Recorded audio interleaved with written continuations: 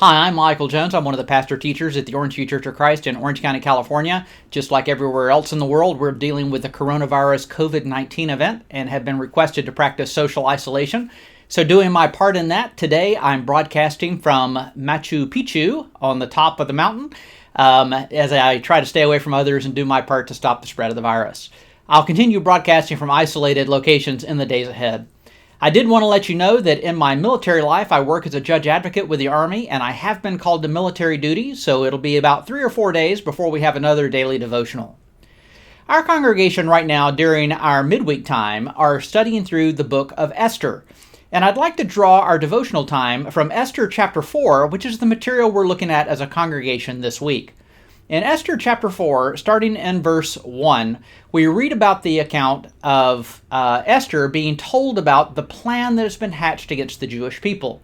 Now, just to give you the background of this passage, what has happened here is the Jewish people are involved in their Medo-Persian captivity. And during that period of time, the enemies of the Jewish people have hatched a plan to have all of the Jewish people killed and executed. Esther has become queen, so she's in a position where she might be able to intervene on behalf of the people and save the Jewish nation. This is where chapter 4 in verse 1 picks up. When Mordecai learned all that had been done, Mordecai tore his clothes and put on sackcloth and ashes and went out into the midst of the city, and he cried out with a loud and bitter cry. He went up to the entrance of the king's gate, for no one was allowed to enter the king's gate clothed in sackcloth. And in every province, wherever the king's command and decree reached, there was great mourning among the Jews, with fasting and weeping and lamenting, and many of them lay in sackcloth and ashes. When Esther's young women and her eunuchs came and told her, the queen was deeply distressed. She sent garments to clothe Mordecai so that he might take off his sackcloth, but he would not accept them. In this story, the servants of Esther come and tell her that Mordecai is mourning outside the king's gate. She's very concerned, but she also is a bit of a prisoner in the palace and can't really see him. So what does she do? She sends him clothes to replace his sackcloth. Now, why would she do that? Well, perhaps at least 2 reasons. First, if he has change of clothes and is no longer in his sackcloth, he could then enter the king's gate. Second, the custom of the Persians was to send new garments to near relatives who were mourning the death of a loved one. Esther may have assumed that someone had died. Mordecai, however, refuses the clothing because he is not mourning for the dead. There's an analogy that's somewhat of a parallel to Christian people and men today. People today without Christ in their life are also under a sentence of death. God's law demands that the wages of sin is death. That's Romans 6:23. In John 3:18, when Jesus was speaking with Nicodemus, we find this account in verse 18. Whoever believes in him is not condemned, but whoever does not believe is condemned already. Now notice the way that Esther tries to comfort Mordecai is the same way that some people try to comfort themselves spiritually today, by changing their outward appearance. The stigma, however, is not removed. Under a change of clothes, there is still a sinful individual.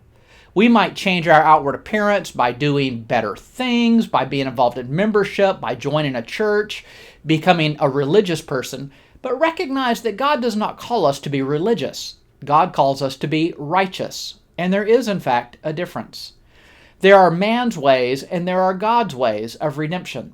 Man's ways oftentimes is just to try to be better. God's way of redemption is to rely upon the Lord for our salvation in Christ. Well, going back into the story of Esther chapter 4, in verse 5, it says that Esther calls a guy named Hattach, one of the king's eunuchs who had been appointed to attend to her, and ordered him to go to Mordecai to learn what was going on and why it was. Hattach went out to Mordecai in the open square of the city in front of the king's gate, and Mordecai told him all that had happened to him, the exact sum of money that Haman had promised to pay into the king's treasury for the destruction of the Jews. And Mordecai also gave him a copy of the written decree issued in Susa for their destruction, that he might show it to Esther and explain it to her and command her to go to the king and beg his favor and plead with him on behalf of the people. And Hattach went and told Esther what Mordecai had said. Now Esther is puzzled. Why is Mordecai sad? Why is he mourning? And into the equation now enters a new player, Hathach, Esther's servant. She sends him to Mordecai to find out what's going on. Mordecai speaks with him and explains the plot, how it is that Haman has hatched this plot to kill all of the Jewish people in exchange for money being given to the king's treasury. He gives Hathach a copy of the decree itself for Esther to read. I want to draw your attention to something at the end of verse 8. Notice the last two words, her people. Here's why that's significant. If Hathach did not know that the queen was Jewish before he delivered this message, he knows now. Mordecai has exposed Esther to danger, linking her with the Jews. The secret is now out. Well, Hathach relays the message and then plays a very important role in the development of this story. He's a good messenger and is somewhat picturesque or symbolic of a Christian's responsibility today. The word gospel means good news. We are supposed to bear the good news too, bringing the gospel of Christ to the lost in the world.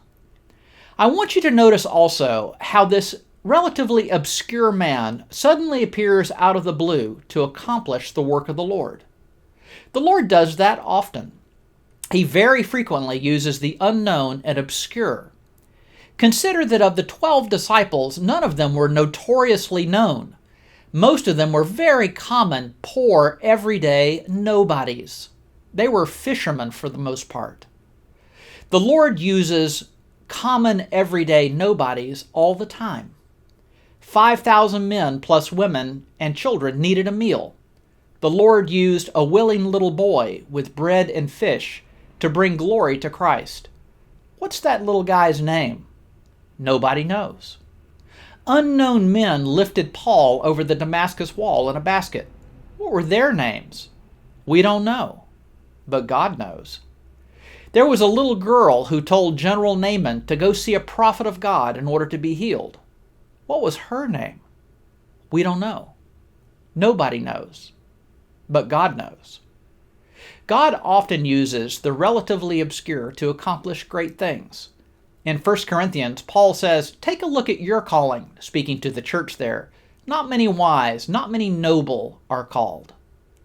Recognize that Christianity, for the most part, consists of those common, poor, everyday nobodies.